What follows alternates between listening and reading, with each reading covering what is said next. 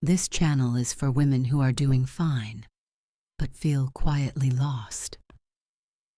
The mirror and the unfamiliar woman. There is a particular kind of silence that follows a silent cry.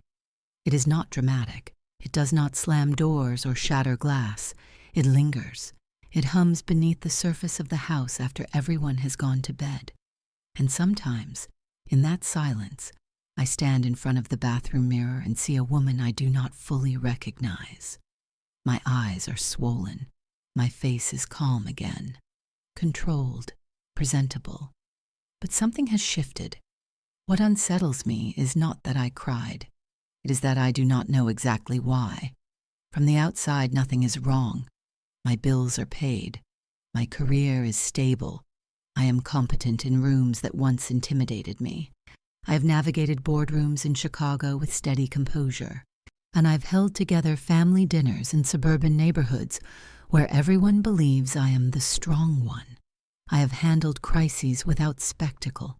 I have built a life that looks solid. So why does the woman in the mirror feel like a stranger? There is a moment, and if you are listening, you may know it, when I look into my own eyes and feel as if I am staring at someone who has been performing me for years. The expression is correct. The posture is confident. The smile knows how to arrive on cue. But beneath it there is a faint vacancy, not emptiness, not despair, something quieter, a subtle distance. I did not collapse. I did not lose everything. I did not hit rock bottom in some cinematic way. I simply drifted. Somewhere between promotions and PTA meetings, between being emotionally reliable and financially responsible, and I became extraordinarily skilled at being acceptable. I became someone people could depend on, someone who did not overreact, someone who did not demand too much. And slowly, almost invisibly, I stopped asking what I demanded of myself. Carl Jung wrote about the persona, the social mask we develop to function in the world. The persona is not deception. It is adaptation. It helps me survive, succeed, belong. It allows me to navigate professional spaces, relationships, expectations. But if I wear it too long, I begin to forget that it is a mask. And one night, under the harsh bathroom lighting, I realized I could no longer feel the face beneath it. This is not a dramatic confession. It is not a breakdown. It is something more unsettling. I am doing fine, and yet I feel quietly lost. If this resonates, if you are high-functioning but hollow in ways you cannot explain, I invite you to stay with me. And if this space feels like it understands something you have not had words for, subscribe to this channel. Not for motivation, not for hype, but for depth, for truth, for the quiet conversations most of us have alone at night. Because what I discovered in that mirror was not weakness, it was the beginning. For years, I believed strength meant emotional containment. It meant regulating myself so no one else had to. It meant absorbing tension in relationships so harmony could survive. It meant managing my reactions, softening my needs, being grateful for what I had. And I am grateful. That is what makes this harder to admit. I am not miserable. I am not trapped. I am not living in chaos. I'm simply aware that something inside me has gone quiet. When I was younger, I had a sharper internal voice, a hunger, a curiosity, a spark of desire that felt almost rebellious. I wanted things, not just stability, but intensity, not just partnership, but passion, not just achievement, but meaning. Over time, I translated those desires into more acceptable forms. Ambition became productivity. Sensuality became appropriateness. Anger became patience. Longing became responsibility. And I became admirable. There's something haunting about admiration when it is not aligned with authenticity. People compliment my resilience. They praise my composure.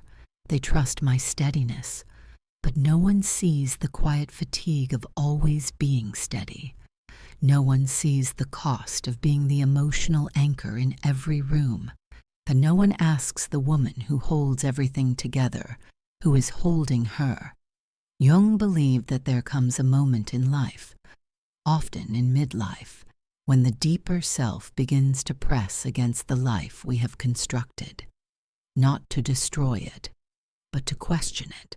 The self does not shout, it whispers.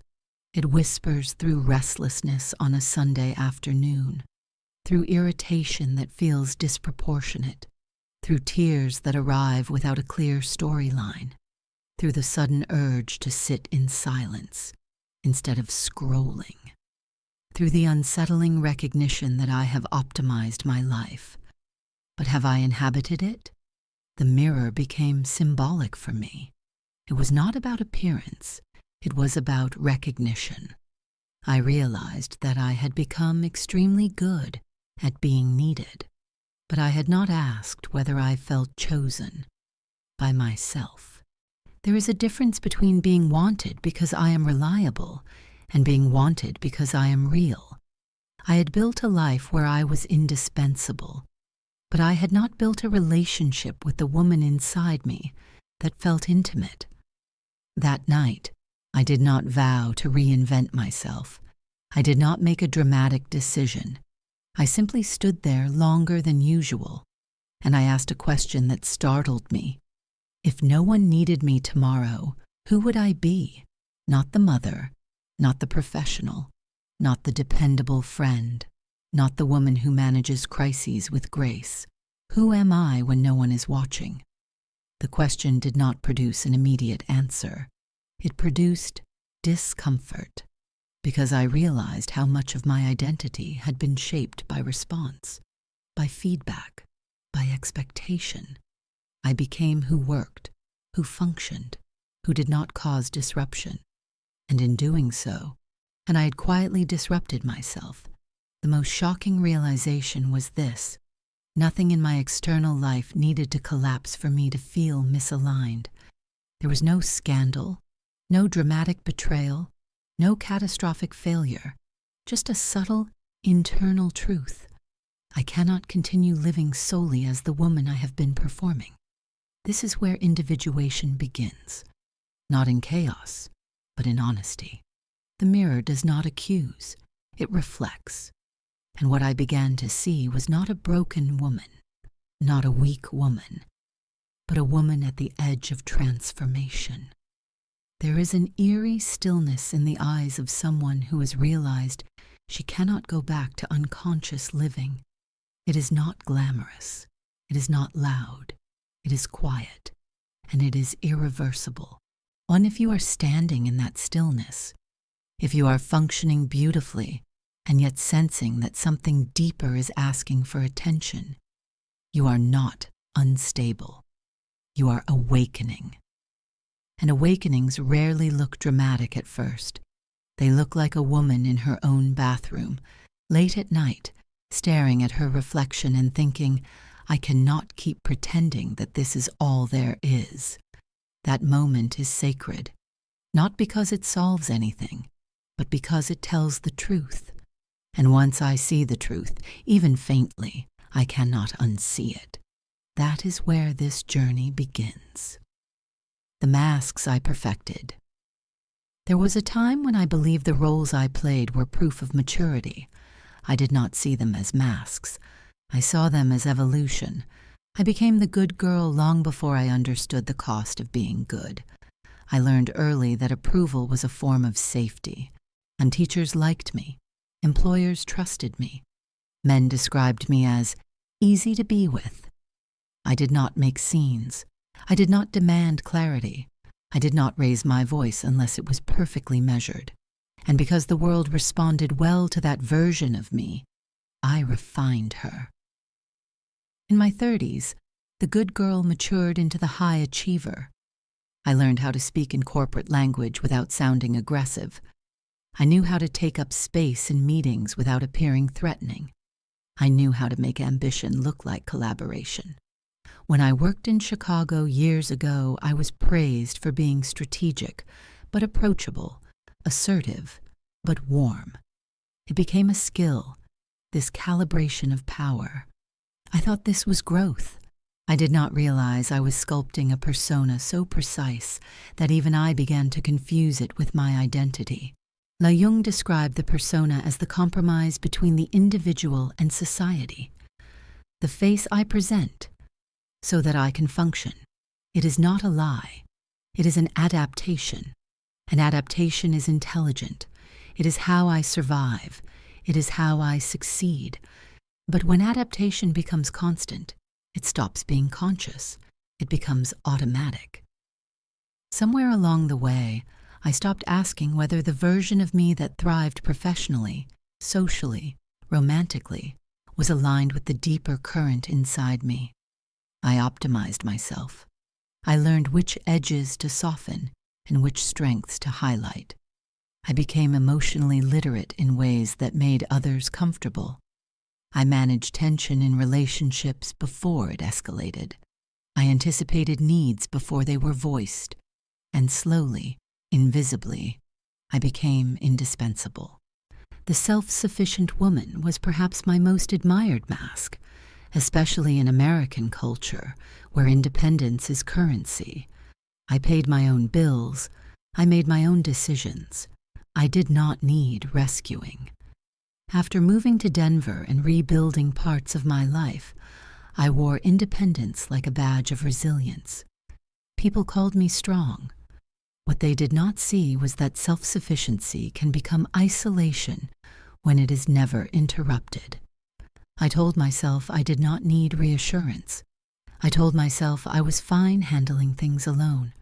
I told myself that asking for too much emotional depth would destabilize the peace I had worked so hard to maintain.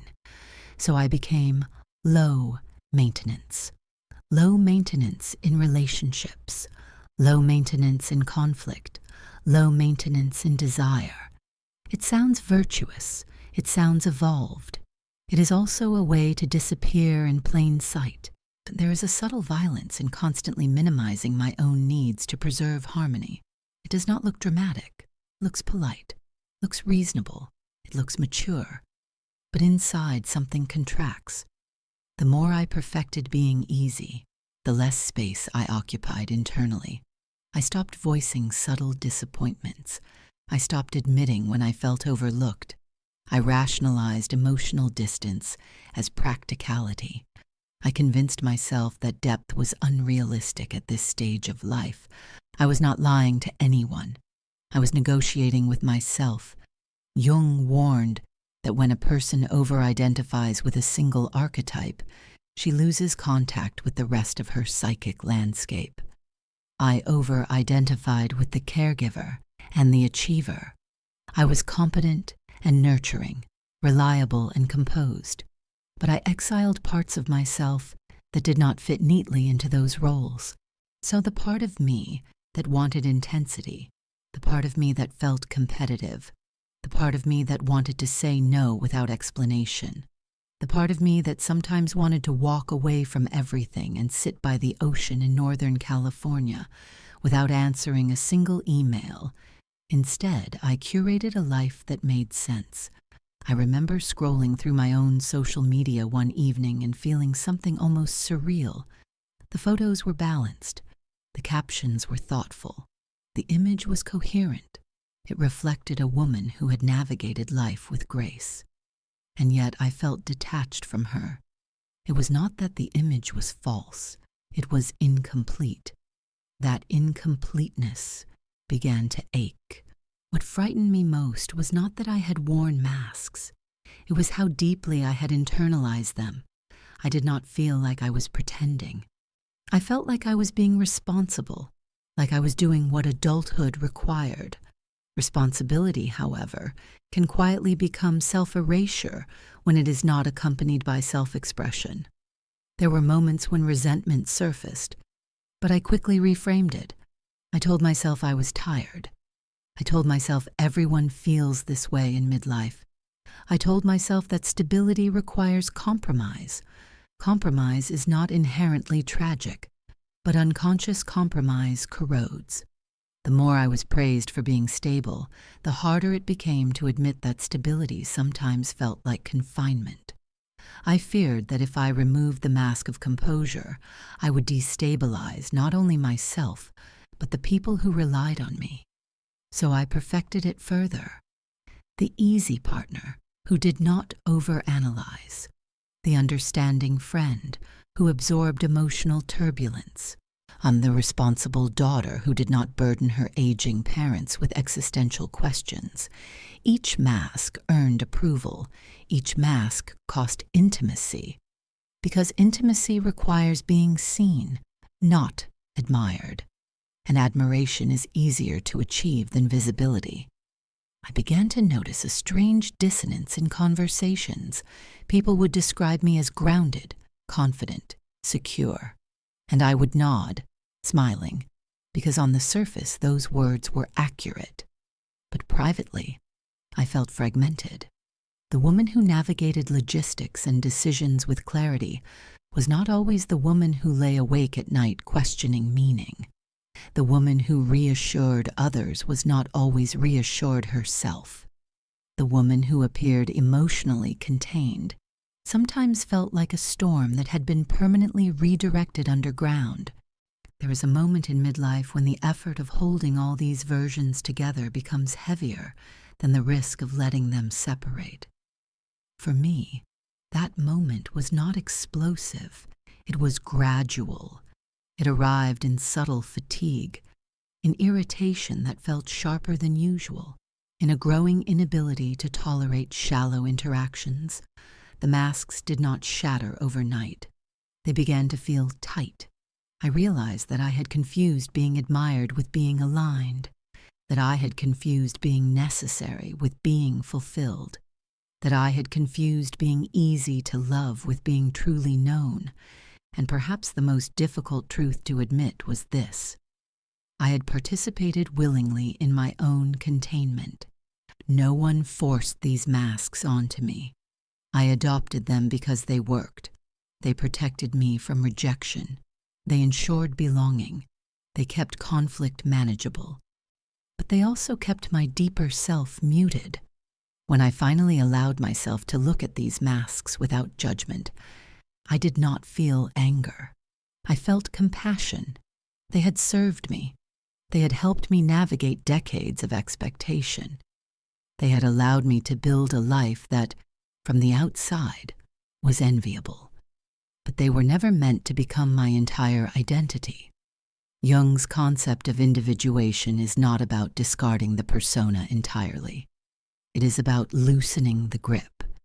It is about recognizing that the mask is a tool, not a self. As I began to question the roles I had perfected, something unsettling but liberating emerged. I did not actually know which parts of me were preferences and which were performances. Did I genuinely not want more, or had I simply trained myself not to want? Was I truly content with emotional moderation? Or had I learned to fear intensity?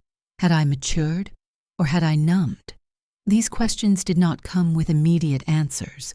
They came with discomfort, because once I saw the masks clearly, I could no longer pretend they were the whole story.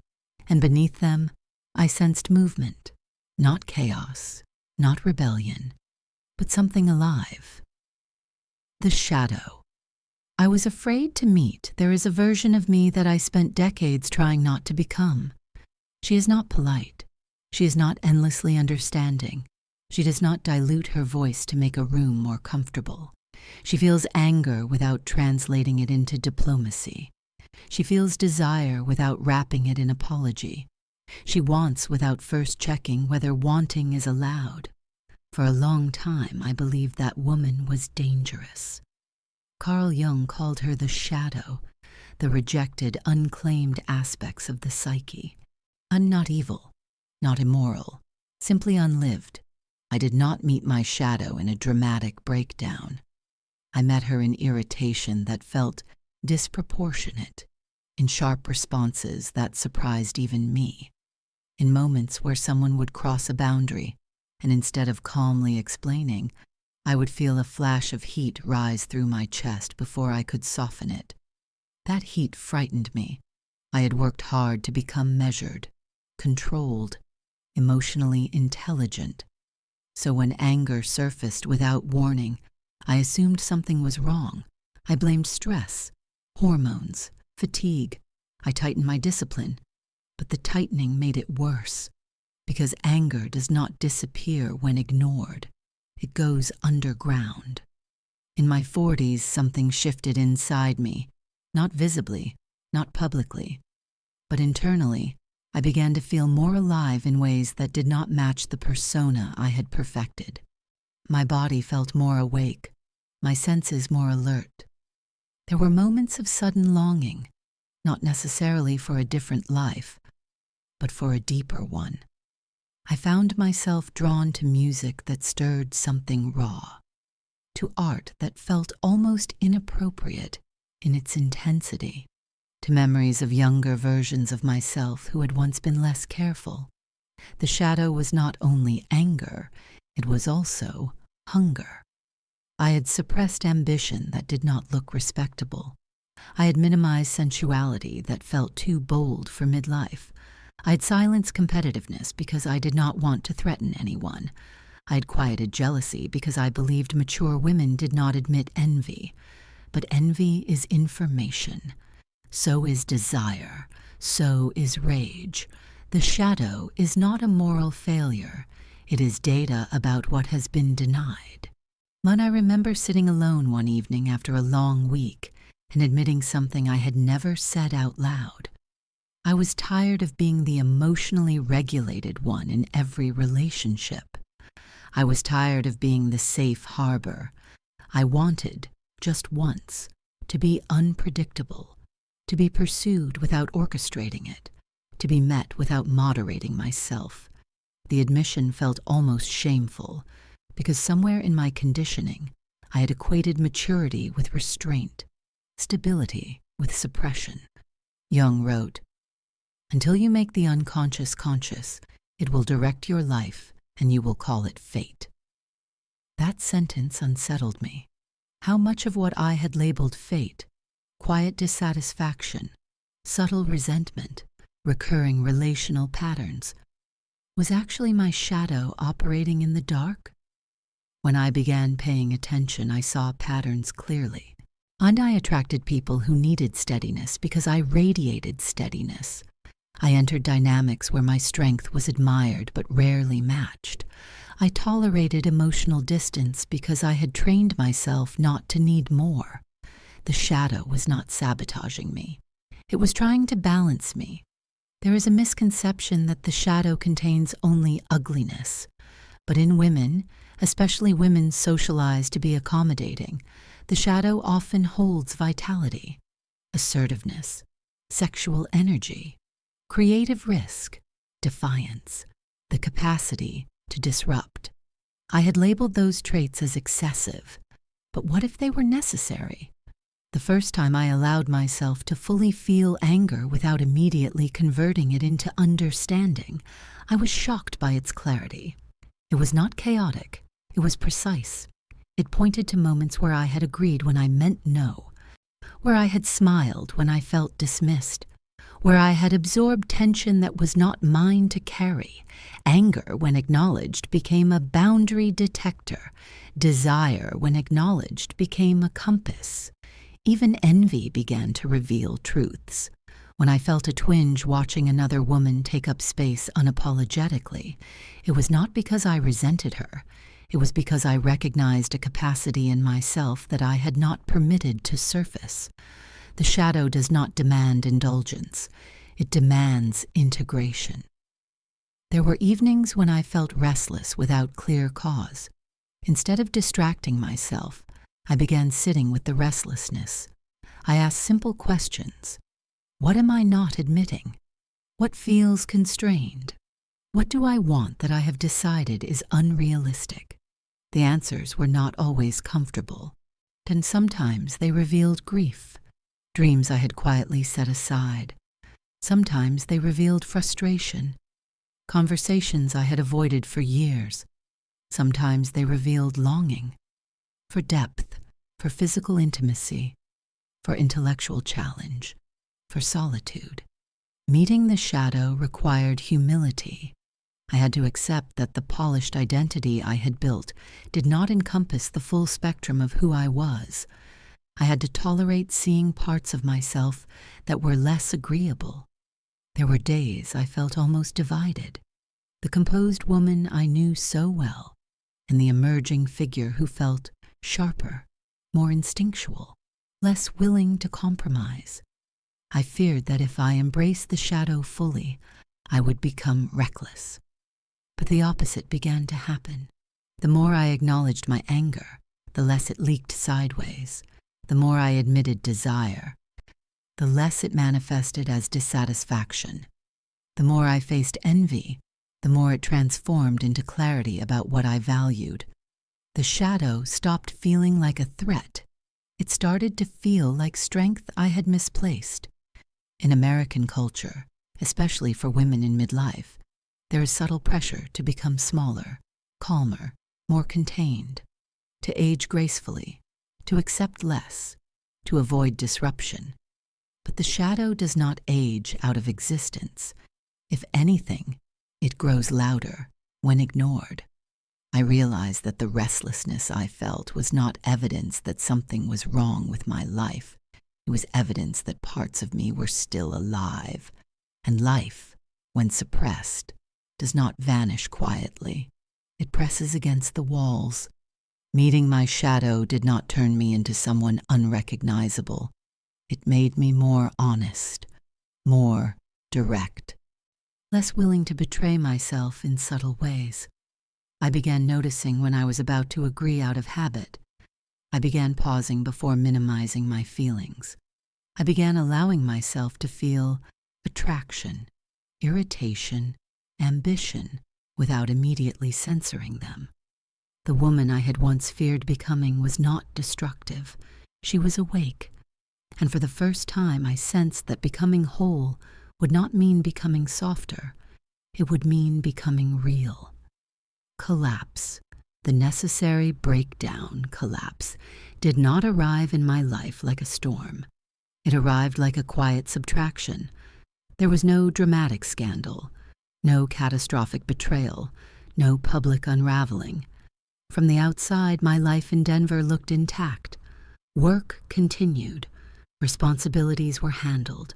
Conversations were polite. The routines that structured my days remained reliable. But something inside me stopped cooperating. I remember one particular morning. The house was still. The coffee machine had already shut off. Sunlight moved slowly across the kitchen counter. I sat at the table long after I needed to leave and felt an unfamiliar heaviness in my body. Not exhaustion exactly, but resistance. I did not want to perform the day, not because the day was overwhelming, because it felt hollow. That realization frightened me more than burnout ever could. Burnout can be fixed with rest. Stress can be managed with boundaries. But hollowness suggests something deeper. A misalignment between how I am living and who I am becoming. For years, I had built a life based on competence, and competence is rewarded in American culture. We admire women who handle everything, who manage careers, families, relationships, health, who keep moving. So when I began to slow internally, even as I continued moving externally, I assumed I was simply tired. But this was not fatigue. It was collapse. Jung never romanticized this phase. Individuation, he wrote, begins with a kind of psychic death. The identity that once functioned begins to crack. Not because it failed, but because it is no longer sufficient. I felt that insufficiency in subtle ways. Conversations that once felt engaging began to feel rehearsed. Successes that once energized me felt strangely neutral. Compliments landed without resonance. There is a particular disorientation that happens when what used to satisfy you no longer does, and you do not yet know what will. That is where I found myself, Midlife collapse is rarely cinematic. It is often quiet. It can look like sitting in your car in a grocery store parking lot longer than necessary because you cannot summon the enthusiasm to go inside. It can look like staring at your phone, not scrolling, just holding it, feeling disconnected from the urgency of everything. I began to question things I had once accepted as fixed: my career trajectory, the emotional structure of my relationships, the pace at which I lived, the way I filled silence. The questioning was not dramatic. It was persistent. At first, I tried to correct it. I reorganized my schedule. I adjusted my workouts. I told myself I needed a vacation. I booked a short trip. I tried to reignite motivation by setting new goals. None of it addressed the underlying fracture. Because collapse is not a logistical problem. It is existential. Jung described the process of inner alchemy, the transformation that happens when the old self dissolves and something more integrated begins to form. But alchemy requires heat, pressure, disintegration, and I was resisting disintegration. There is a part of me that prides itself on resilience. I do not like falling apart. I do not like appearing unstable, even to myself. So when sadness surfaced without clear narrative, I searched for reasons. When tears came unexpectedly, I tried to assign them context. But collapse does not always provide neat explanations. It is the moment when the scaffolding of identity loosens. I began to grieve, not only relationships that had shifted, not only seasons of life that had ended, but the woman I had been for decades. The woman who knew how to function without questioning. On the woman who believed that self-sacrifice would eventually be reciprocated in depth. I realized I had been operating under unspoken contracts. If I am steady, I will be cherished. If I am supportive, I will be deeply seen. If I am strong, I will never be abandoned. Collapse revealed the fragility of those contracts. No one had promised them. I had assumed them. There is a particular loneliness in realizing that some of the structures you built your life around were constructed from invisible agreements that only you were honoring. That recognition cracked something open. For weeks, I moved through my days feeling as if I were suspended between two identities. The old one still functioning, the new one not yet formed. It felt unstable, like walking on ground that looked solid but was shifting beneath the surface. I was not incapacitated, and I still showed up, but internally, I felt dismantled. Jung wrote that there is no coming to consciousness without pain. I began to understand what that meant. Pain is not only heartbreak or loss, it is the discomfort of seeing clearly. Collapse forced clarity. I could no longer pretend that the life I had constructed fully reflected who I was becoming. I could no longer distract myself from the subtle ache of misalignment. There were nights when I lay awake, staring at the ceiling, not panicked, not hysterical, just aware that I could not return to unconscious living, aware that I would have to allow something to end, even if what ended was only an internal posture. The temptation during collapse is to rush toward resolution, to rebrand, to pivot dramatically, to announce transformation. But something in me sensed that rushing would only recreate another mask. So I stayed. I allowed myself to not know. I allowed days to pass without forcing clarity. I let conversations feel awkward. I tolerated the space that opened when I stopped filling it automatically. Collapse stripped away the illusion of control. It showed me that my stability had depended on constant effort, emotional management, relational smoothing, performance of composure. When I stopped performing even slightly, I felt exposed.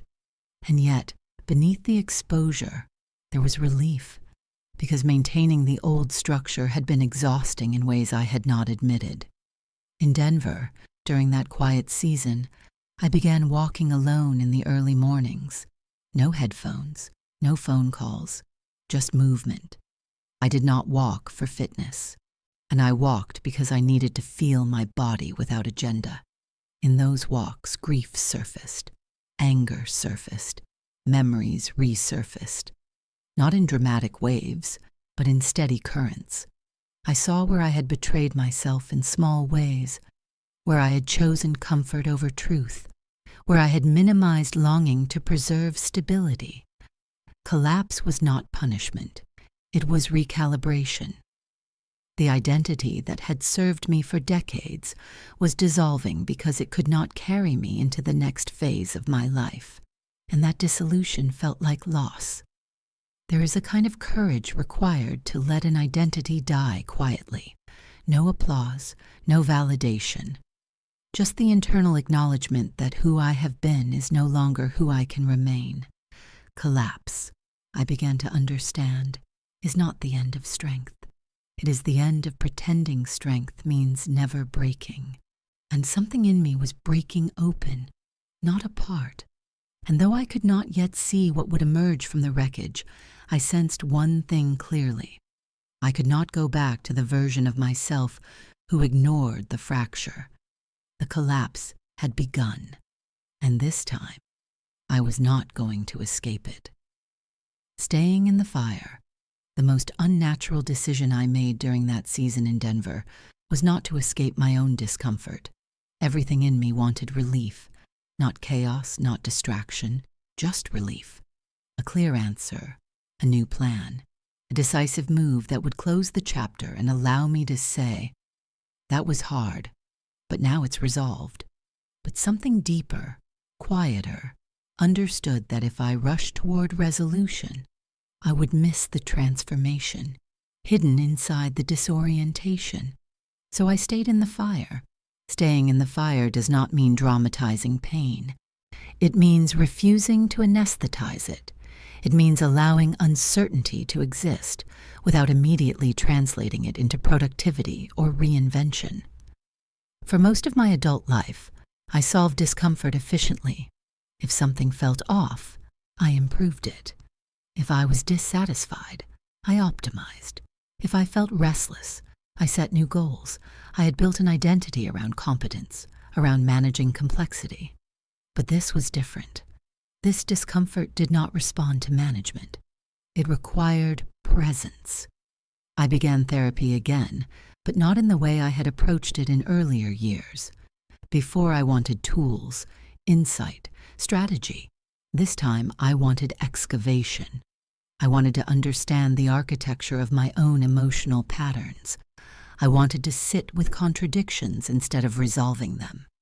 There were sessions where I spoke and then fell silent because words felt insufficient. There were moments when grief surfaced without a clear storyline. Not grief for a single event, but grief for accumulated self-abandonments. The times I had said yes when my body meant no, the times I had minimized longing to preserve peace. The fire was not loud, it was slow. I booked a weekend alone in Santa Fe, not as an escape, but as containment. The desert does not offer distraction, it offers exposure. I remember standing at the edge of a trail, looking out at miles of open space, and feeling both insignificant and painfully present. There is nowhere to hide in a landscape like that. I walked without a destination. I did not listen to podcasts. I did not take calls. I let my thoughts surface unedited. Some were petty, some were raw, some were embarrassing, but I did not censor them. Staying in the fire means allowing the parts of me that are not polished to speak. I wrote letters I never intended to send, to former partners, to younger versions of myself, to the woman I feared becoming. The act of writing without performance loosened something inside me. I began to see how often I had edited my truth to remain digestible. Back in Denver, I rearranged small things in my daily life. Not dramatically, subtly. I moved my desk closer to the window so I could see the sky while I worked. I stopped filling every evening with obligation. I said no to a few invitations without offering elaborate justification.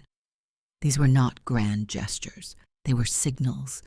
Signals to myself that my internal experience mattered enough to shape my external life. Oh, there were nights when the discomfort intensified, when loneliness surfaced, not because I was alone, but because I felt the absence of something deeper. I resisted the urge to soothe it with noise. I did not open dating apps. I did not scroll endlessly. I sat in the quiet and let the ache move through me. The ache was not emptiness. It was space, and space is frightening when I am used to filling it. I began swimming again during a trip to Northern California. The Pacific is not gentle. It is cold, insistent. The first time I stepped into the water, my body resisted. Every instinct screamed retreat. But once I surrendered to the shock, something sharpened. My breath deepened. My senses heightened. I was undeniably alive. That is what staying in the fire feels like. Uncomfortable, exposing, and undeniably alive. There is a temptation, and especially in American culture, to convert transformation into a project, to announce growth, to package healing into something shareable. I did not want to do that. I wanted this season to remain private, unresolved, honest. Jung wrote about the necessity of holding tension between opposites, the old self and the emerging self, stability and change, certainty and confusion. That tension is not meant to be eliminated too quickly. It is meant to mature. I allowed myself to not know what I wanted next. That may sound small, but for someone who has always prided herself on clarity, it was radical. I stopped forcing 5-year plans. I stopped demanding that every discomfort produce a lesson. Instead, I asked quieter questions. Where do I feel most myself? When do I feel diminished? What am I tolerating out of habit rather than desire? Sometimes the answers were inconvenient. Sometimes they revealed conversations I had been postponing. Sometimes they exposed how deeply I had equated being needed with being valued. Staying in the fire required me to sit with that realization without immediately correcting it. There were days I felt stronger, grounded, almost serene. There were days I felt raw, uncertain, fragile. The fluctuation was unsettling. I'd been accustomed to emotional consistency, but consistency had often been suppression. The fire stripped away subtle illusions. It showed me how often I had overextended emotionally in relationships, how often I had interpreted silence as peace, how often I had mistaken compatibility for depth. It also revealed strength I had not claimed, the strength to tolerate solitude, the strength to hold boundaries without anger, and the strength to witness my own grief without collapsing under it. I began to understand that transformation is not a dramatic leap into a new identity. It is the slow burning away of what no longer fits. The woman I had been, composed, reliable, admired, was not disappearing. She was being integrated, but the edges that had once been rigid were softening. The compulsive need to maintain equilibrium was loosening. In the fire, I learned the difference between loneliness and aloneness. Loneliness feels like lack. Aloneness feels like presence, without distraction. I began to cultivate the latter. On some mornings, I would sit with coffee and simply breathe, noticing the subtle anxiety that arose when I did not immediately check email. That anxiety was not about productivity, it was about worth. I had linked my value to usefulness. The fire illuminated that link, and instead of severing it abruptly, I examined it, gently, curiously. Transformation without patience becomes another performance. I did not want to perform healing. I wanted to experience it. There were no guarantees that clarity would arrive, no promise that staying in discomfort would produce a dramatic reward. But something in me trusted the process. The fire was not destroying me. It was refining me. And refinement is rarely comfortable. It requires heat, time, exposure. I did not emerge from that season with a manifesto. I emerged with a deeper capacity to remain with myself, even when I was uncertain, even when I was inconvenient, even when I was no longer the most agreeable version of who I had been. Staying in the fire did not make me louder. It made me truer. And truth, once felt in the body, and is difficult to abandon. The return of inner authority, animus integration. There was a subtle shift that happened after I had stayed in the fire long enough. It was not dramatic, no announcement, no visible reinvention, but I began to notice that I was no longer waiting.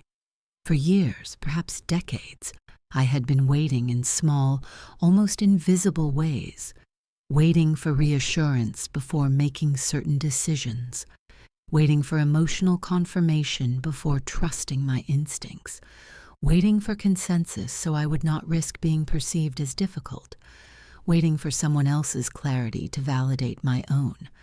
I did not think of it as waiting. I thought of it as collaboration, as consideration, as maturity. But beneath that consideration was hesitation. Carl Jung spoke about the animus, the inner masculine principle within a woman, on not masculinity in the cultural sense, but the psychological capacity for direction, logic, structure, and decisive thought. When the animus is unconscious, a woman may project it outward, seeking authority, certainty, or guidance through men or external systems. When it is integrated, she carries that authority within. I had long believed I was independent, and in many ways I was. I handled my finances. I made practical decisions. I rebuilt parts of my life in Denver without collapsing. But independence is not the same as inner authority. Inner authority is not about surviving alone. It is about trusting my own judgment without excessive negotiation. The first sign of its return was subtle. I was in a professional conversation, one of those negotiations where tone and posture matter as much as content. In the past, I would have softened my stance slightly, added qualifiers, made my perspective easier to accept. That day, I did not. I spoke clearly, directly, without aggression but without apology. I did not rush to fill silence after making a point. I let it stand. The quiet that followed did not intimidate me. I realized afterward that I had not performed composure. I had embodied it. This was not new confidence. It was the reclamation of something that had always been there. As I continued to examine my patterns, I noticed how often I had outsourced subtle decisions, not the big ones, those I could handle, but the intimate ones. Whether I was overreacting, whether I was asking too much, whether a relationship dynamic was genuinely misaligned, or I was simply impatient. I would seek validation before trusting my perception, and that habit began to loosen. When something felt off, I no longer rushed to reinterpret it in a more generous light. I paused. I listened inward. I asked myself what I actually observed, not what I hoped was true. This was uncomfortable, because trusting my own perception meant accepting conclusions that were inconvenient. It meant admitting when a dynamic lacked reciprocity. It meant acknowledging when I was staying in something out of familiarity rather than alignment. Inner authority does not flatter me. It tells me the truth. Jung described the animus as connected to logos, reason, clarity, structure. But integrated animus is not cold. It is grounded. It allows me to think without collapsing into emotion, and to feel without abandoning logic. For much of my life, I had leaned heavily into emotional intelligence. I could read a room. and I could sense tension. I could anticipate needs. But I sometimes neglected the harder edge of discernment, the willingness to conclude, to decide, to draw a line.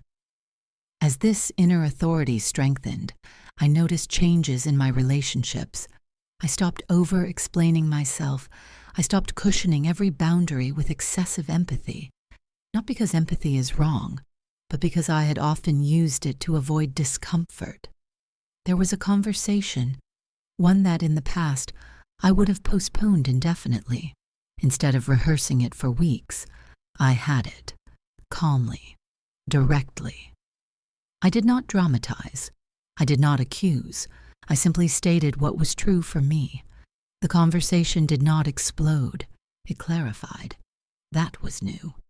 I began making decisions without crowdsourcing my instincts, small ones at first, rearranging my schedule to protect my mornings, and declining commitments that felt obligatory rather than meaningful, exploring professional opportunities without immediately seeking approval.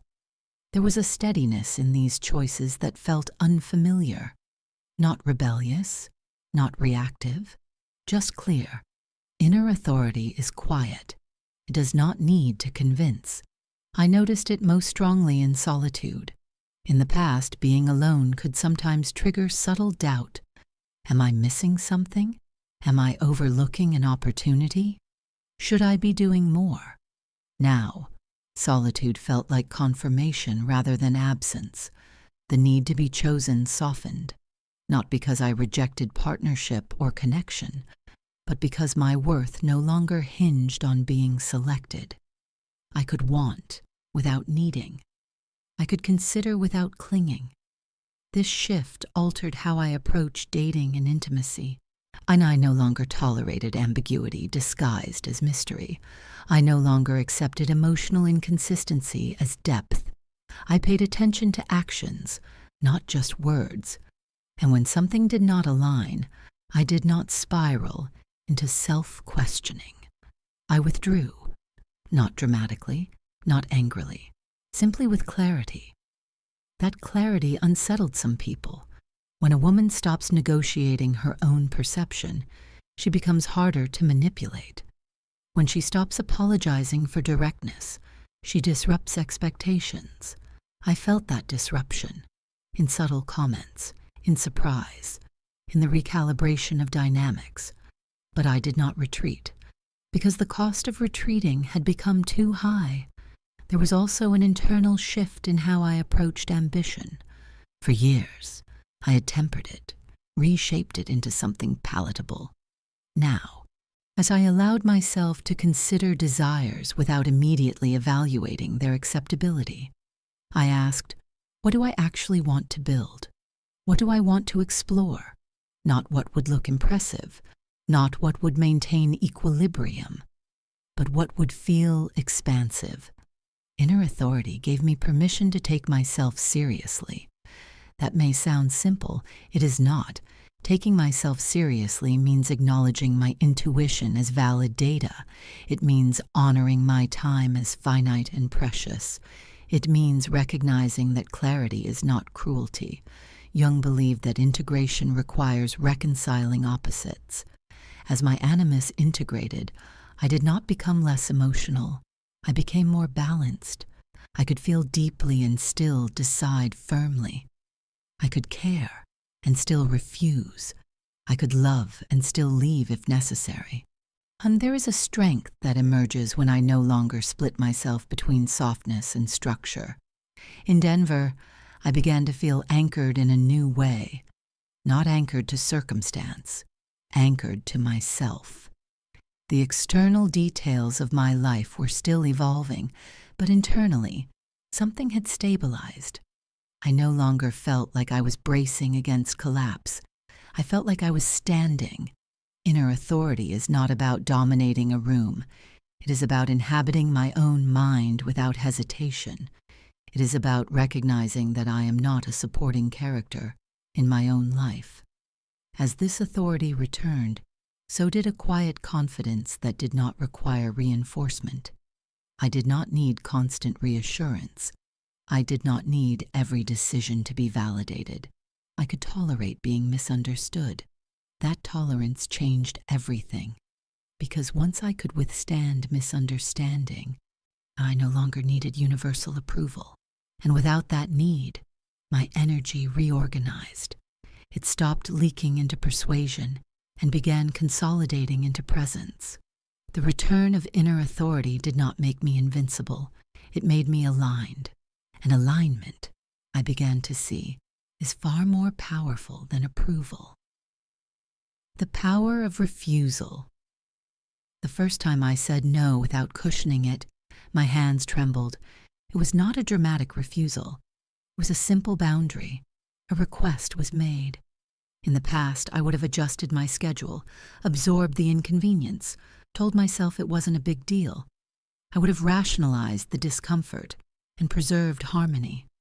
That day, I paused, and instead of searching for a polite detour, I said, "That doesn't work for me." Silence followed. In that silence, I felt the old reflex rise. Explain, soften, justify. I'd offer context so the other person would not feel rejected. Protect their comfort. I did none of it. The silence stretched, and then it passed. Nothing exploded, but something fundamental shifted inside me. For most of my adult life, refusal had felt dangerous. Not outwardly dangerous, socially dangerous, emotionally risky. Refusal could mean disappointment, tension, disapproval. It could mean being perceived as selfish, rigid, unkind. So I developed a habit of preemptive compliance. I agreed before conflict could form. I volunteered before being asked. I absorbed emotional labor because I was capable. And because I was capable, I assumed I should. There is a quiet expectation placed on competent women, especially in midlife. If I can handle it, I will. If I see what needs to be done, I'll do it. If someone struggles, I'll support. And if a conversation grows uncomfortable, I'll stabilize it. Capability becomes obligation. Refusal interrupts that pattern. When I began integrating my inner authority, I noticed how often I was still negotiating my own energy. I would agree to dinner plans I didn't want, then feel drained. I would engage in conversations that circled endlessly around someone else's chaos, then feel resentful afterward. I would overextend professionally because I did not want to appear uncooperative. The resentment was subtle, but it accumulated. And resentment is often the shadow of unspoken no. The power of refusal is not aggression. It is clarity expressed without apology. The first few times I declined invitations in Denver without elaborate explanation, I felt almost exposed. I won't be able to make it felt too blunt, too final. And I wanted to add softness, an excuse, a promise to reschedule, a reassurance that my absence did not reflect disinterest. Sometimes reassurance is appropriate, but often I had used reassurance as a shield against being misinterpreted. When I stopped over-explaining, I discovered something unsettling. Some people were uncomfortable, not because I was unkind, but because they were used to my compliance. Refusal disrupts familiarity. It recalibrates expectations. There were conversations where I sensed disappointment, moments where someone responded with subtle pressure. "Are you sure?" It would mean a lot if you could. In the past, those phrases would have hooked me. I would have reevaluated my boundary. I would have searched for flexibility. Now I listened inward first. Does this align with my energy? Does this honor my capacity? Am I agreeing out of desire or habit? If the answer was habit, I stayed with the no. The discomfort did not vanish immediately. I am not immune to the pull of approval, but each time I held a boundary without aggression, I felt a strengthening inside me. Not hardening, strengthening. Refusal is a muscle. It grows through use. I began noticing how often emotional labor had become invisible currency in my relationships. I would anticipate feelings, smooth misunderstandings, carry conversations deeper than others were willing to go. I did it because I could. But capacity does not equal responsibility. There is a difference between generosity and self-erasure. When I stopped volunteering for every emotional cleanup, some dynamics shifted. A few people leaned in more, meeting me at a higher level of reciprocity. Others pulled back, perhaps unsettled by the change. That revealed something important. Refusal filters. It clarifies who is in relationship with me for access to my stability and who is in relationship with me for genuine connection. The power of refusal also extended into quieter territories. Family expectations, professional boundaries, internal standards. There were moments when guilt surfaced, especially around family. Saying no to a request that I could technically fulfill felt almost disloyal. But I began to understand that loyalty without limits breeds quiet resentment. I practice simple language. I'm not available for that. That doesn't feel right to me. I won't be able to take that on. No hostility, no justification, clarity. At work, I stopped accepting additional responsibilities automatically. When a new project was proposed, and I asked questions, what is the timeline? What support exists? What trade-offs are expected? I did not assume I should absorb it simply because I was capable. Capability without boundaries leads to burnout disguised as dedication. There is something magnetic about a woman who does not overcommit to prove her worth. I began to see that magnetism is not charm. It is contained energy. It is the absence of leakage.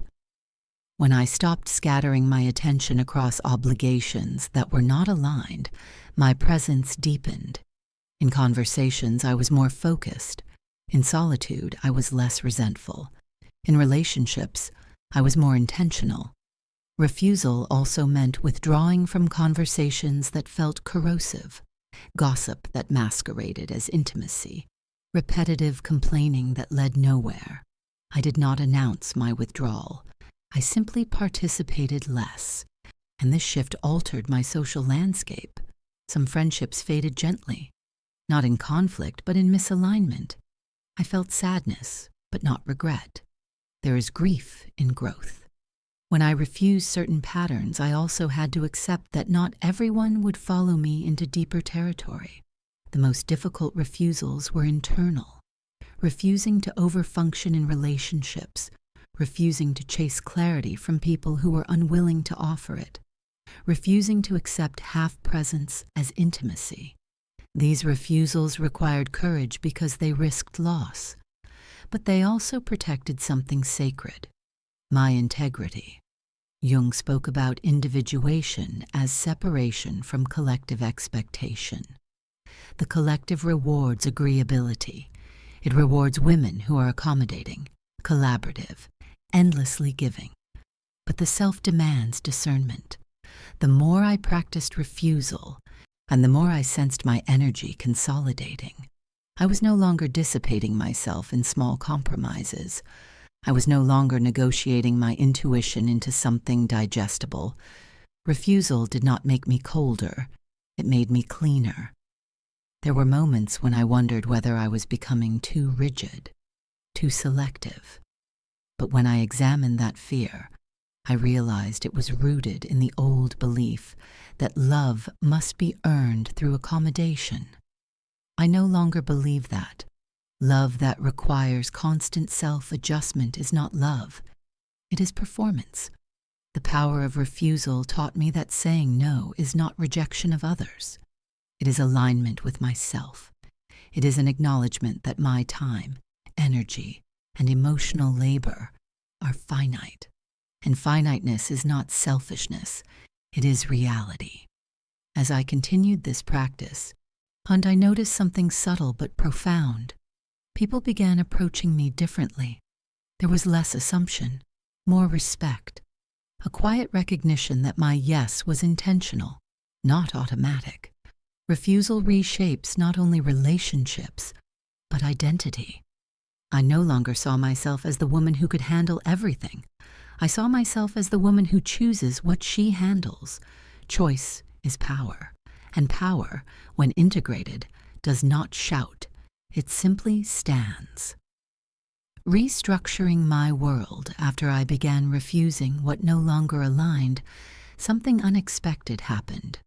The world around me started to rearrange itself, not in dramatic, cinematic ways.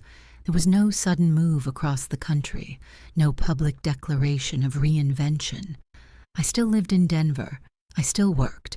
I still moved through the same grocery stores, the same streets, the same mountain-lined horizon. But internally, the architecture had shifted, and when the inner structure changes, the outer one cannot remain untouched. At first, the restructuring felt like loss. Conversations that once felt easy began to feel shallow. Invitations that once filled my calendar now felt like noise. I noticed how often certain relationships had been built on shared exhaustion rather than shared growth. We bonded over stress, over complaints, over mutual tolerance of lives we were quietly outgrowing. As I changed, those conversations became harder to sustain. I was no longer interested in dissecting other people's behavior without examining my own. I was no longer comforted by agreement alone. I wanted depth, not validation. And depth narrows the room. Some friendships faded without conflict. We stopped reaching for each other as often. Text threads slowed, not because of betrayal, but because frequency shifted. I felt grief, real grief, for the versions of myself that had lived inside those connections. Growth is not only expansion, it is subtraction. There were evenings when I sat in my quieter living room and felt the weight of that subtraction. The calendar looked emptier, the phone buzzed less, and instead of immediately filling the space, I let it remain open. Restructuring is not about replacement. It is about alignment. I began looking at my home differently. The space I inhabited every day had been arranged for efficiency, functional, clean, organized, but not necessarily reflective. I moved furniture, not dramatically, but intentionally. I created a corner for reading with a chair angled toward the window, while I removed objects that felt like relics of roles I no longer inhabited, gifts that carried obligation rather than meaning, photos that preserved versions of me I had quietly outgrown. The act of rearranging my environment became symbolic. I was not erasing my past. I was recalibrating my present. Jung wrote about synchronicity, the mysterious alignment between inner transformation and outer events. As I shifted, I began encountering women who were also in transition. Conversations emerged organically, at a coffee shop, on a hiking trail outside Denver, during a professional gathering, where depth surfaced without force. These were not loud friendships. They did not revolve around constant contact, but they carried presence. We did not compete. We did not perform resilience. We spoke honestly about uncertainty, about aging, about desire and disillusionment. There is something profoundly stabilizing about being in rooms where I do not have to explain my evolution. Restructuring also affected my professional life. The ambition that once centered on advancement began to center on meaning. I questioned projects I would have accepted automatically before. I examined whether my work reflected my values or merely my competence. I did not quit. I did not dismantle my career, but I adjusted its relationship to my identity. Work became an expression of skill, not the foundation of worth. That shift reduced subtle pressure I had carried for years, the pressure to prove ongoing relevance. Midlife in America often carries an unspoken anxiety. Stay competitive, stay youthful, stay visible. I had absorbed that anxiety quietly. Now, I began releasing it. not in defiance, but in clarity. I no longer wanted to chase visibility. I wanted coherence. Restructuring my world also meant reevaluating belief systems I had inherited, ideas about what a successful life looks like, about partnership, about aging, about femininity. I began noticing how often I had internalized narratives without questioning them. That fulfillment requires constant busyness, that solitude signals failure, that being desired is more valuable than being self-aligned. As I examined these beliefs, some fell away naturally. Others required confrontation. I allowed myself to entertain possibilities I once dismissed, alternative ways of structuring relationships, different rhythms of living, new creative pursuits. I began waking earlier, not because productivity demanded it, but because quiet felt expansive. The early morning light over the mountains outside Denver felt symbolic, not dramatic, just steady. I would sit with coffee and allow my thoughts to move freely, without rushing toward utility. In that space, I began trusting my intuition more fully. Dreams became more vivid, emotions carried clearer signals. Instead of dismissing subtle sensations, the tightness in my chest when entering certain spaces, the lightness when imagining specific changes, I treated them as information. Restructuring requires listening. It also requires tolerating misunderstanding. There were moments when people commented, "You've changed." The tone varied, sometimes neutral, sometimes slightly critical. I did not rush to reassure them. I did not soften the shift to maintain comfort. They were right. I had changed, and the change was not cosmetic. It was structural. Some relationships strained under the weight of that shift. When I stopped participating in certain dynamics, the imbalance became visible. I no longer carried conversations alone. I no longer absorbed emotional intensity without reciprocity. The strain revealed truth. Not everyone is meant to walk beside me into deeper terrain. Accepting that felt both isolating and liberating. I also began simplifying commitments. Fewer social obligations, more intentional gatherings, fewer reactive responses, more deliberate choices. My calendar reflected my values more clearly. This simplification created space, and space can be frightening. Without constant engagement, I had to confront myself more directly, my thoughts, my doubts, my desires. But I no longer fled from that confrontation. Restructuring my world did not mean abandoning responsibility. It meant aligning responsibility with authenticity. I still showed up. I still contributed. I still cared deeply about the people in my life. But the way I showed up shifted. Less performance, more presence, less compulsion, more choice. There were days when the transition felt lonely. Growth is not always accompanied by applause. Often, it is accompanied by silence. But within that silence, I sensed something strengthening. My world was not collapsing. It was reorganizing. The external changes were modest compared to the internal ones, but the modesty did not make them insignificant. Small, consistent shifts accumulate. A declined invitation, a rearranged room, a new conversation, a revised belief, a morning of intentional stillness. Each choice reinforced the same message. My life does not need to reflect expectation. It needs to reflect truth, and truth, once honored consistently, restructures everything around it. I did not set out to redesign my world. I simply stopped betraying myself within it. The rest followed. Integrating the archetypes.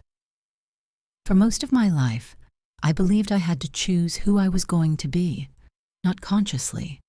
No one ever said it directly. But the message was everywhere. Be the reliable one. Be the nurturing one. Be the accomplished one. Be the composed one. Choose your identity carefully, because consistency makes you trustworthy. So I chose.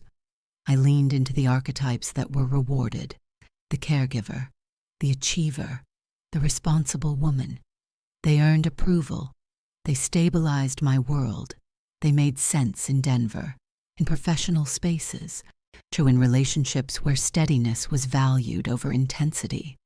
But something inside me had always felt more plural. Jung wrote about archetypes as primordial patterns in the psyche: the mother, the maiden, the lover, the wise woman, among others. They are not roles to perform. They are energies to integrate. When one dominates and the others are suppressed, the psyche becomes imbalanced. I had overdeveloped certain energies and exiled others. As I continued restructuring my world, I began noticing subtle shifts inside me.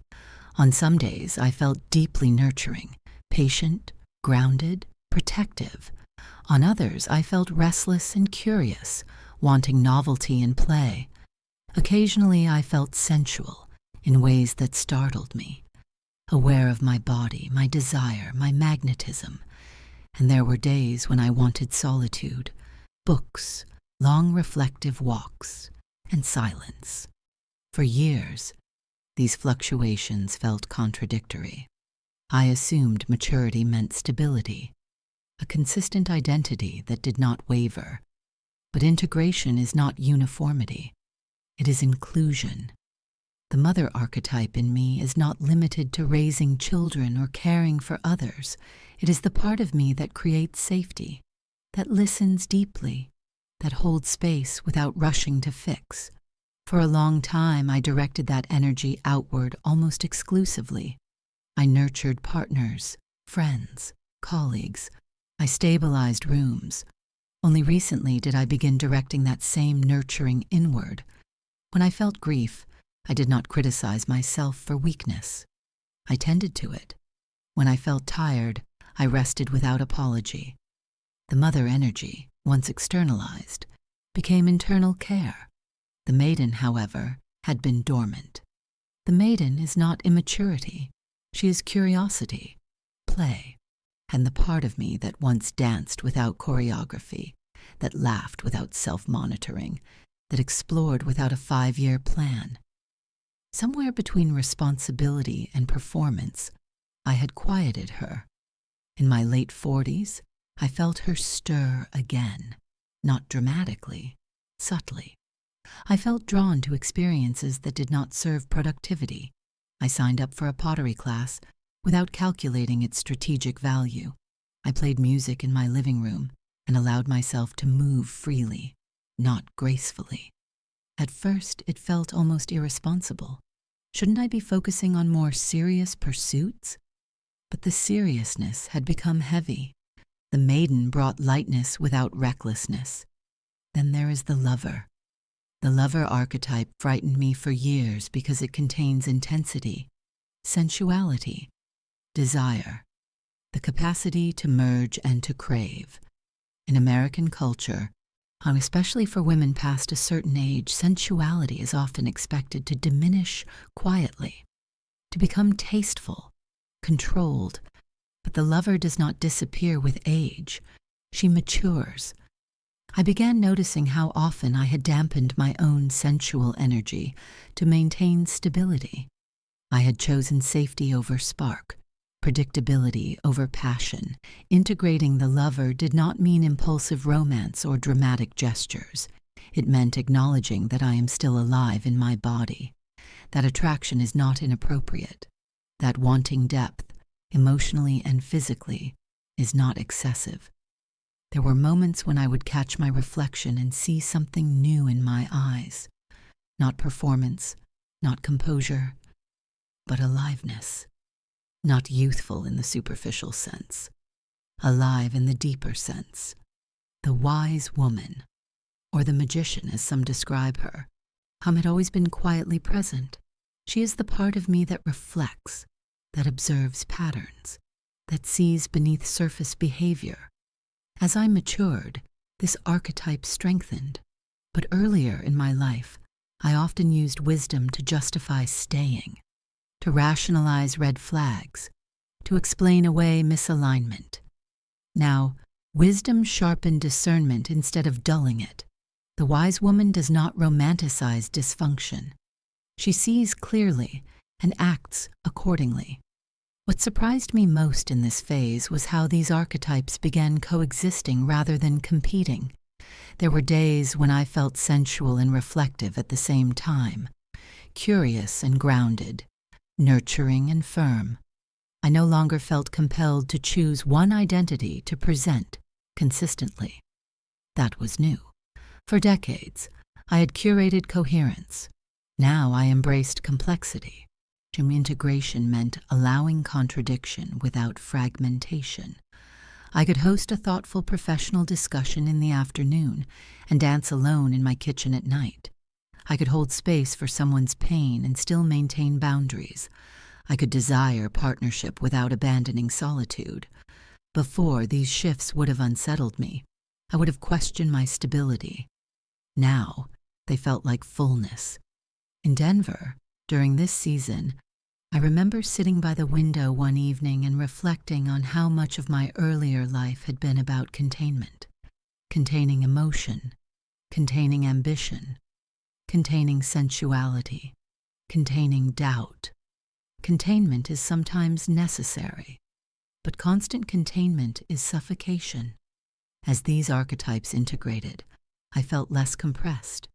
There was more internal movement, more breath, more room.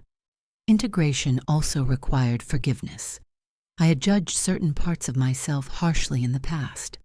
I had labeled desire as neediness, curiosity as distraction, anger as immaturity. Now I began seeing these energies as information rather than flaws. The lover informed me about depth. The maiden informed me about joy. The mother informed me about care. The wise woman informed me about truth. None of them alone defined me. Together, they created wholeness. Jung wrote that wholeness is achieved not by cutting off parts of ourselves, but by integrating the contraries. That line became real to me. I did not need to eliminate my softness to be strong. I did not need to suppress longing to be stable. I did not need to abandon wisdom to experience passion. I only needed to allow coexistence. There is a quiet magnetism that emerges when a woman no longer fragments herself to fit expectation. When she does not shrink her sensuality to preserve approval. When she does not abandon her playfulness to appear serious.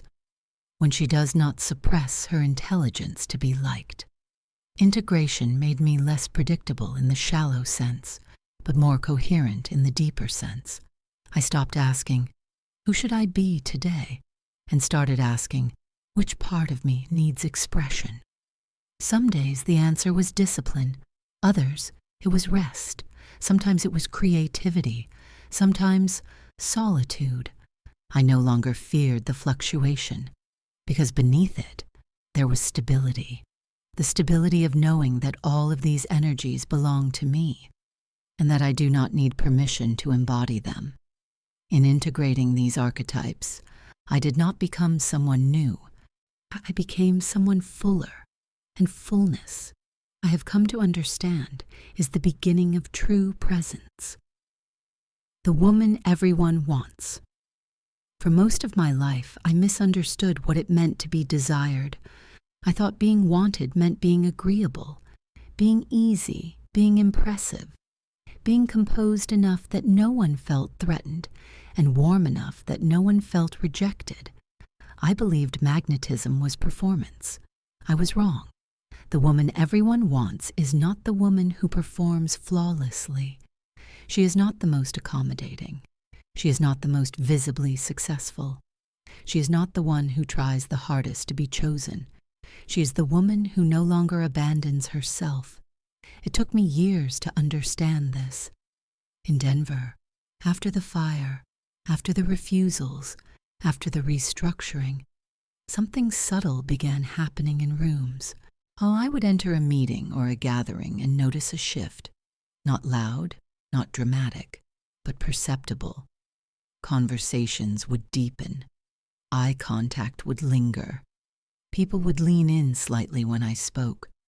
I had not changed my appearance. I had not perfected my charm. I had simply stopped performing. Presence replaced performance. There is a particular stillness that forms when a woman is no longer at war with herself. It is not rigid. It is not aloof. It is settled, and settlement is rare in a culture addicted to self-optimization. In American culture, especially for women between 35 and 60, there is constant messaging. Maintain youth, maintain relevance, maintain desirability, improve your body, upgrade your wardrobe, refine your brand. But none of those create magnetism. They create visibility. Magnetism is different. Magnetism is felt. When I integrated my shadow, my authority, my archetypes, something aligned internally. I was no longer splitting myself between what I felt and what I displayed. That coherence changed my energy. People respond to coherence. Men, in particular, began interacting with me differently, not because I flirted more, not because I tried to be alluring. In fact, I exerted less effort. I was simply clear about what I would entertain, clear about what I would not, clear about my interests, my pace, my values. Clarity removes confusion, and confusion is exhausting. When a woman is clear, there is less friction in interaction. Others sense it. They may not articulate it, but they feel the absence of hidden negotiation. I no longer sought to be universally liked. That shift alone altered my presence. When I stopped scanning rooms for approval, and my attention stabilized, I listened more deeply because I was not simultaneously managing perception. I did not rush to fill silences.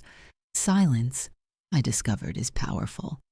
When I paused after speaking instead of softening my statements, my words carried more weight, not because they were louder, because they were deliberate. There is something deeply attractive about deliberateness. It signals self-trust. Women often mistake being desired for being pursued intensely. But intensity is not the same as depth. I had experienced intensity before, chemistry without foundation, attention without commitment. Now, what emerged felt different. Conversations became slower, more grounded, less performative. The men who were drawn to me were not dazzled by surface qualities. They were steadied by presence. They did not need to decode mixed signals, and they felt invited, but not required. The distinction matters. The woman everyone wants is not chasing. She is choosing, and choosing shifts power. Other women responded differently as well. There was less subtle competition, more openness. When I stopped competing internally, comparing, calibrating, the need to compete externally dissolved. Women felt safe around me because I was not measuring them against myself. Safety is magnetic. There is a misconception that magnetism requires constant warmth. It does not. It requires authenticity. There were days when I was quiet, reflective, less animated. I did not force brightness to maintain likability, and paradoxically, that restraint made me more compelling. When I laugh now, it is not strategic. When I express interest, it is genuine. When I withdraw, it is without drama. And that consistency between feeling and action creates trust. Jung wrote about wholeness as integration of opposites. When I embodied softness and strength simultaneously, people did not know exactly how to categorize me. I could be deeply empathetic and unwavering in boundaries, playful and serious, sensual and discerning. This complexity disrupted simplistic expectations, and disruption, when rooted in authenticity, draws attention. I also began noticing something else. I was less impressed by superficial displays of power, titles, status, flash. They did not captivate me the way they once might have. When I stopped being impressed easily, my standards shifted. And when standards shift, Behavior follows. I did not entertain conversations that lacked depth. I did not prolong dynamics that felt unbalanced. I did not seek validation from men who offered admiration without substance. The absence of need changed the tone of interaction. Need creates tension.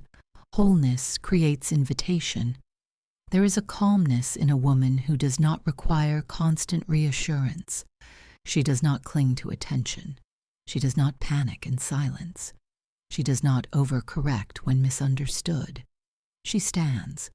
Standing is magnetic. In professional settings, this presence translated into respect. I no longer overprepared to compensate for insecurity. I prepared because I cared about quality. There is a difference. I also stopped minimizing my intelligence to maintain approachability. I spoke fully. I allowed complexity in my language, and I did not rush to soften it with self-deprecation. Self-deprecation can be charming, but overused, it signals doubt.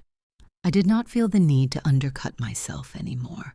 The woman everyone wants is not the woman who never breaks. She is the woman who has broken and integrated. There is depth in her eyes. A history that is not broadcast but sensed. People trust depth. They sense when someone has sat with their own darkness and emerged without bitterness. That is attractive. It is not about perfection.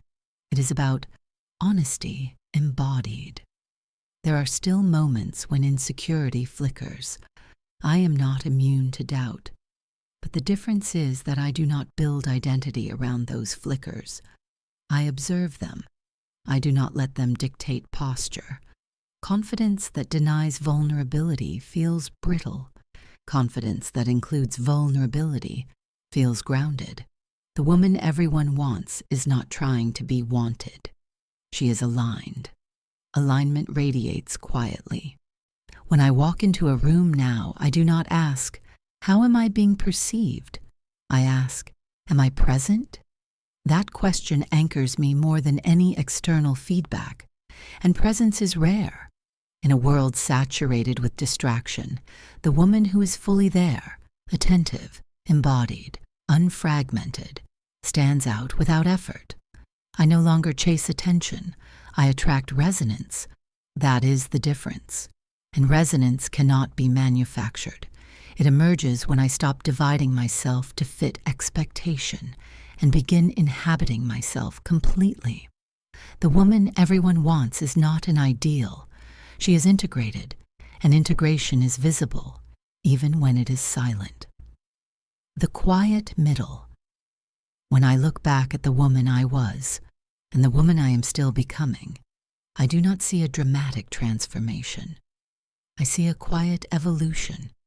I see a woman who once believed strength meant endurance, who believed love meant accommodation, who believed success meant constant competence. I see a woman who built a stable life in Denver, who handled responsibility with grace, who rarely allowed herself to unravel in public. From the outside, her life made sense. Inside, something was thinning. The journey did not begin with catastrophe.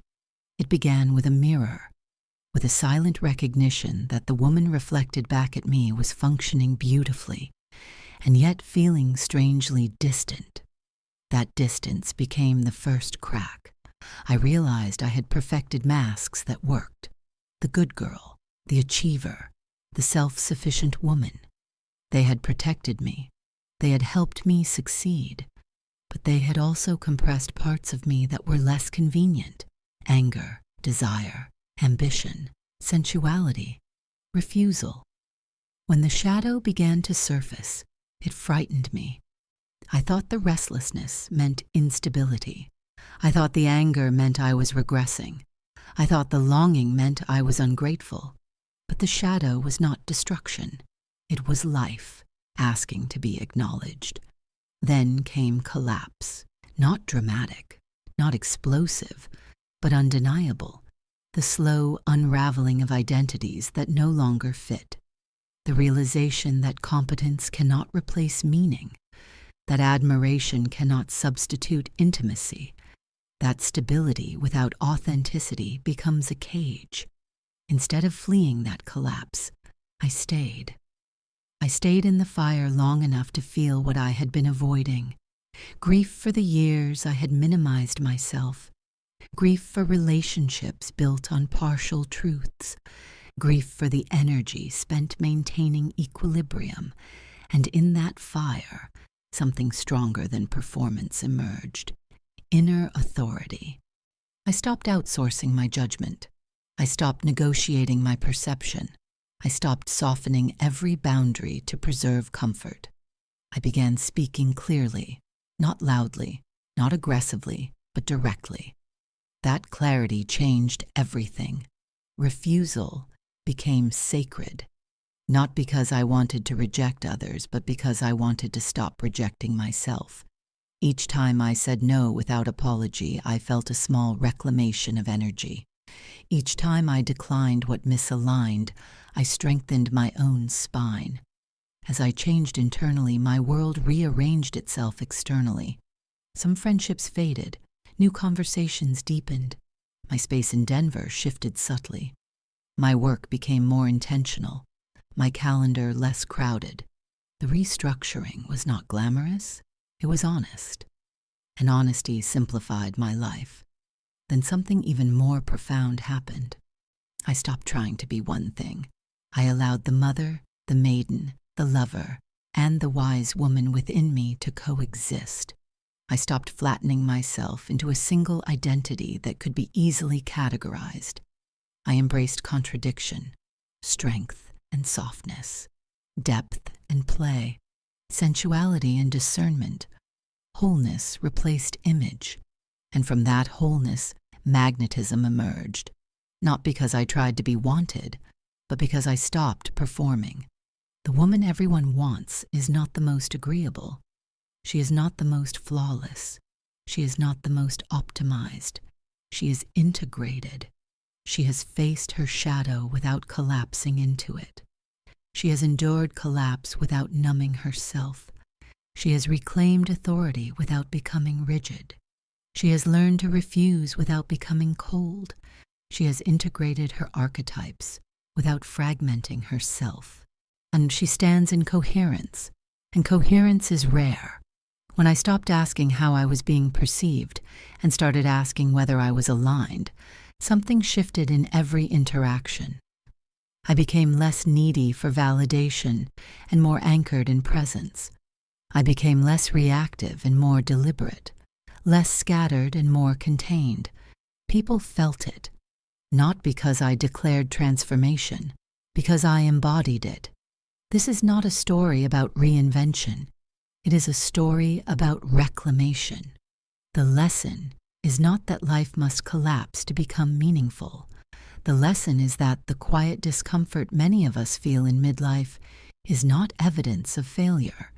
It is evidence of growth pressing against outdated structures.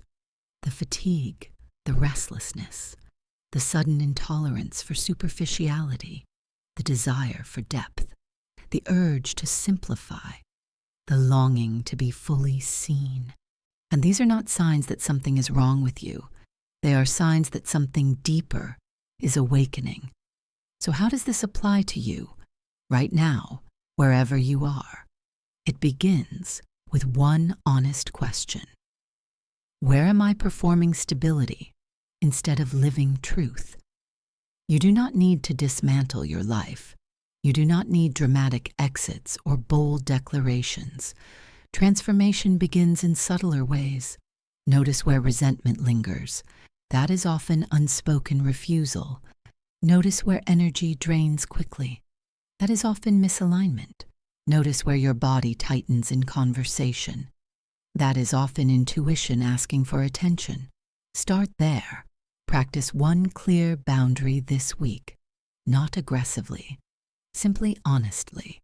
Allow one desire to surface without immediately evaluating its practicality. Create one small shift in your environment that reflects who you are now, not who you were 10 years ago. And most importantly, Sit with yourself without distraction long enough to hear your own voice again. The world does not need another polished version of you. It needs the integrated one. You do not become magnetic by trying to be wanted. You become magnetic by no longer abandoning yourself. Before we close, I want to ask you something simple, and I want you to answer honestly in the comments. Right now, which one feels closer to your truth? A. I am mostly living the life I chose consciously. B. I am living a life that made sense, but I'm starting to question if it's truly mine. Comment A or B below. There is no right answer, but naming where you stand is the first step toward clarity. I read the comments, and I promise you, and you are not alone in whichever answer you choose. And if something in this story resonated, if you felt seen, understood, or quietly challenged, share your perspective in the comments. What part of this journey mirrors your own? Where are you in the process? Your voice might be the one that helps another woman feel less alone. If this space feels like it speaks to the part of you that is awakening, subscribe to the channel, not for motivation, not for noise, but for depth, for conversations that unfold slowly, for the kind of reflection that most of us only allow ourselves late at night. Because if you are somewhere between who you were and who you are becoming, hear this clearly. You're not broken. You're just in the middle.